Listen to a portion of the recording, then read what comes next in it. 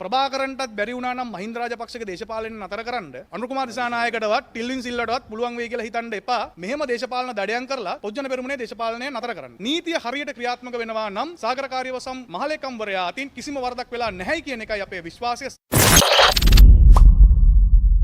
News 1. අපි තේරුම් ගත යුතු කාරණාව මේක පැහැදිලිව දේශපාලන දඩයමක්. කොහොමද මේක දේශපාලන දඩයමක් වෙන්නේ කියලා කියන්නේ කාරණා දෙකකින් මම ඒක තහවුරු කරන්නම්. එකක් කිව්වා 20 29 වෙනකොට ඔක්කොම හිරේ කියලා. දැන් මේ පටන් ගන්න තියන්නේ ඒ දේශපාලන දඩයම. මේක කියන්නේ හිටියේ රාජ්‍ය බලය නැහැ අපිට ආණ්ඩු බලය තිබ්බට හිටියා. මේ රාජ්‍ය බලය ලබා ගන්නවා කියලා විපක්ෂය මර්ධනය කරන වැඩේ තමයි කරන්නේ. එතකොට සාගර කාර්යවසම් ශ්‍රී ලංකා පොජ්ජන පෙරමුණේ මහලේකම්වරයා මේ මොහොතේ ආණ්ඩුවේ මේ දේශපාලන දඩයමේ ඉලක්කයක් වෙන්නේ ඇයි? පැහැදිලිව ඒකට මේ රටේ ජනතාව තේරුම් ගන්න ඕනේ. ඔබ දන්නවා මේ වන විට අත්නෝමතිකව ඒකාධිපති ආකාරයකට හිතුවක්කාර උද්දච්ච ආකාරයට ආණ්ඩුව විනිසුරුවරුන්ගේ විශ්‍රාම වයස වැඩි කිරීමේ වැඩපිළිවෙලකට අත ගහලා තියෙනවා. එතකොට සාගර කාර්යවසම් පොජ්ජන පෙරමුණේ මහලේකම්වරයා නීතිඥයෙක් හැටියටත් හිටපු මන්ත්‍රීවරයෙක් හැටියටත් පාර්ලිමේන්තුවේ හිටපු මන්ත්‍රීවරයා සහ පක්ෂයේ ලේකම්වරයා හැටියට පැහැදිලිව ඔහු මේට විරුද්ධව පහුගිය කාලය පුරාවට හඬ නැගුවා. එතනදී ඔහු නීතිඥවරයෙක් හැටියටත් මේ ප්‍රශ්නය විවේචනය කරා. නීතිඥ සංගම් එක කටයුතු කරා. ඔහු නීතිඥවරයෙක් හැටියට තමාගේ විෂය සම්බන්ධයෙන් මේකේ තියෙන අවධානම ජනතාවට පෙන්වුවා. එක පැත්තකින්. දෙවැනි කාරණාව ඔබ දන්නවා ශ්‍රී ලංකා පොදුජන පෙරමුණ කෙරෙහි විශාල සමාජ වෛරයක් හදලා පක්ෂේ නැති නන්නත්තර වෙන තැනට මිනිස්සුන්ට බොරු කියලා මේ පක්ෂය එපා කරලා දැන් වසර දෙකක් යන තැන පක්ෂය නැවතත් බිම්මට්ටමේ රැස්වීම් ටිකේ ඉඳලා නැවත ප්‍රතිසංවිධානය කරමින් විශාල ජනතාවගේ විශ්වාසයක් නැවත පක්ෂය කෙරෙහි ලබා ගැනීම සිටිනවා. ජනතාව අතර තහවුරු කර ගැනීම සිටිනවා. අන්න එතනදී පක්ෂ ප්‍රතිසංවිධාන වැඩේදී විශාල දායකත්වයක් සහ නායකත්වයක් පක්ෂ ලේකම්වරයාට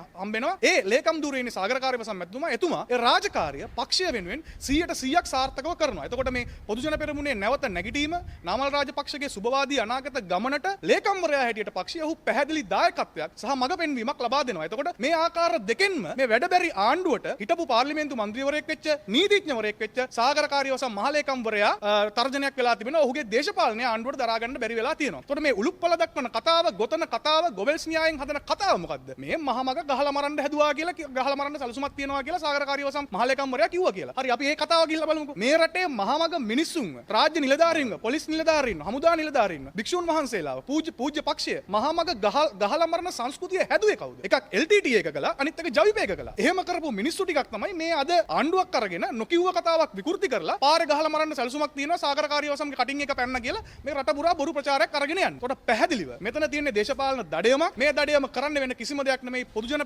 පෙරමුණ ප්‍රමුඛ මේ සියලුම ජනතාව මේ මොහොතේ ආණ්ඩුව ප්‍රශ්න කරමින් සිටිනවා. ආණ්ඩුවේ වැඩබැරිකම ගැන කතා කරමින් සිටිනවා. මේ බලවේගය නැවත පොදුජන පෙරමුණ වටා ගොඩනැගමින් තිබෙනවා. මේ නතර කරන්න ආණ්ඩුවට අවශ්‍යතාවයක් තියෙනවා. ඒක නතර කරන්න නම් පක්ෂේ නායකයන්ව මර්ධනය කරන්න ඕනේ. නාමල් රාජපක්ෂව ලබන මාසේ ගන්නවා, ලබන සතියේ ගන්නවා, මහින්ද රාජපක්ෂව අතන්ට ගෙන්නනවා, ගෝඨාභය රාජපක්ෂට මෙහෙම කරනවා කියන ලයිස්තුවේ ඊළඟට ඉන්නේ සාගර කාර්යවසම් මහලේකම්වරයා හැටියට. අද ඒ දඩියම ඔහුගේ පැත්තට හැරලා තියෙනවා. ඉතින් අවසාන වශයෙන් කියන්නේ කටවල් වහලා නතර කරන්න පුළුවන් පක්ෂයක් නෙමෙයි ශ්‍රී ලංකා පොදුජන පෙරමුණ කියන්නේ. ප්‍රභාකරන්ටත් බැරි වුණා නම් මහින්ද රාජපක්ෂගේ දේශපාලනය නතර කරන්න අනුර කුමාර දිසානායකටවත් ටිල්වින් සිල්වටවත් පුළුවන් වෙයි කියලා හිතන්න එපා. මෙහෙම දේශපාලන දඩයන් කරලා පොදුජන පෙරමුණේ දේශපාලනය නතර කරන්න.